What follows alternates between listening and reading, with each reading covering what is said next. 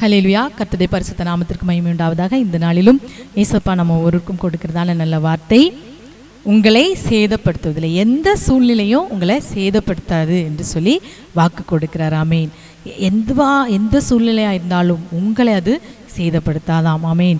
சங்கீதங்களின் புஸ்தகம் 121:6 பகலிலே வெயிலாகிலும் இரவிலே நிலவாகிலும் உன்னை சேதப்படுத்துவதில்லை, உன்னை சேதப்படுத்துவதில்லை. எந்த சூழ்நிலையிலும், பகலிலே வெயில் இரவிலே நிழல்னா எந்த சூழ்நிலையும் உன்னை சேதப்படுத்தாது. ஒருவேளை இன்னைக்கு உங்கள் வாழ்க்கையில் நீங்கள் ஒருவேளை சேதப்பட்டு இருக்கீங்களா? சேதனானது டேமேஜ். உங்கள் வாழ்க்கையில் நோயினால் உங்கள் ஆரோக்கியம், உங்கள் ஆரோக்கியத்தை இழந்து இந்த நோயினால் நீங்கள் ஒருவேளை வியாதியோடு வேதனையினால் நீங்கள் இருக்கலாம். ஆமேன். அடுத்து சமாதானத்தை நீங்கள் இழந்து போயிருக்கலாம். குடும்ப வாழ்க்கையில் சண்டை சச்சரவுகள், இதனால் சமாதானத்தை இழந்து போய் நீங்கள் ஒரு சேதத்தோடு இருக்கலாம். ஒரு துன்பமான வாழ்க்கையில் எதிர்காலம் சேதமடைந்து நீங்கள் துக்கத்தோடு வாழ்க்கையில் நம்பிக்கை இழந்தவர்களாக நீங்கள் இருக்கலாம். எப்படிப்பட்ட சேதத்தோடு நீங்கள் இருந்தாலும் அந்த சேதத்தை எல்லாம் கர்த்தர் என்று என்ன செய்வார்? மாற்றுவார். ஆமேன். சேதப்பட்டு போய் இருப்பீங்கன்னா எல்லா சேதத்தையும் அவர் மாற்றப் போகிறார். இனிமேலும் ஒருவேளை சேதம் வராதபடி உங்களை பாதுகாப்பார். இனி சேதப்படுவதில்லை என்று சொல்லி இந்த நாளில் உங்களுக்கு வாக்கு கொடுக்கிறார். ஆமேன். எந்த சேதமாக இருந்தாலும் அதை யாரால் மாற்ற முடியும்? கர்த்தரால் மாற்ற முடியும். நீங்கள் சில காரியத்தில் முன்னாடி நீங்கள் எடுத்த சில முடிவுகள்னால இன்றைக்கு உங்கள் வாழ்க்கை ஒரு சேதப்பட்டு ஒரு எதிர்காலத்தை குறித்து ஒரு நம்பிக்கை இல்லாதவர்களாக நீங்கள் இருக்கலாம். எந்த சேதத்தையும் கர்த்தரால் மாற்ற முடியும். ஆமேன்.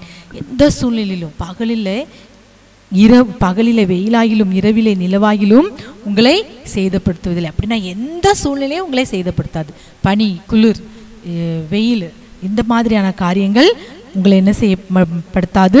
சேதப்படுத்தாது என்று சொல்லி வாக்கு கொடுக்கிறார். ஆமேன். யார் அது சேதப்படுத்தாதான்? எனக்கு 1வது வசனத்தை, எனக்கு ஒத்தாசை வரும் பர்வதங்களுக்கு நேராக என் கண்களை ஏறெடுக்கிறேன். ஆமேன். யார் அது சேதப்படுத்தாதுன்னா, நம்ம எந்த சூழ்நிலையிலும் நமக்கு ஒத்தாசை தருகிறவர் யார்? நம்முடைய கர்த்தராகிய இயேசு கிறிஸ்து. அவர் எனக்கு ஒத்தாசை வரும் பர்வதங்களுக்கு நேராய். அந்த பர்வதம் யார்? அந்த ஒத்தாசை தரக்கூடிய பர்வதம் யார்?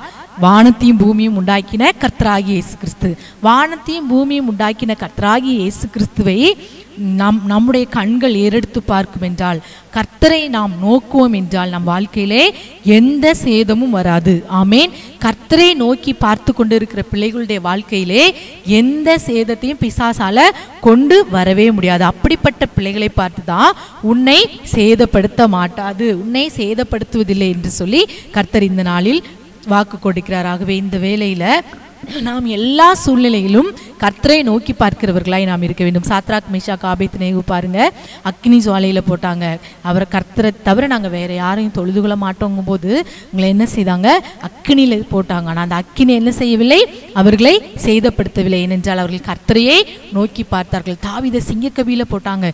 சிங்கங்களால் அவனுக்கு எந்த சேதமும் தானியேலை சிங்கக்கவியில போட்டாங்க. அப்போ தானியேலை சிங்கம் என்ன செய்ய முடியல? சேதப்படுத்த முடியல.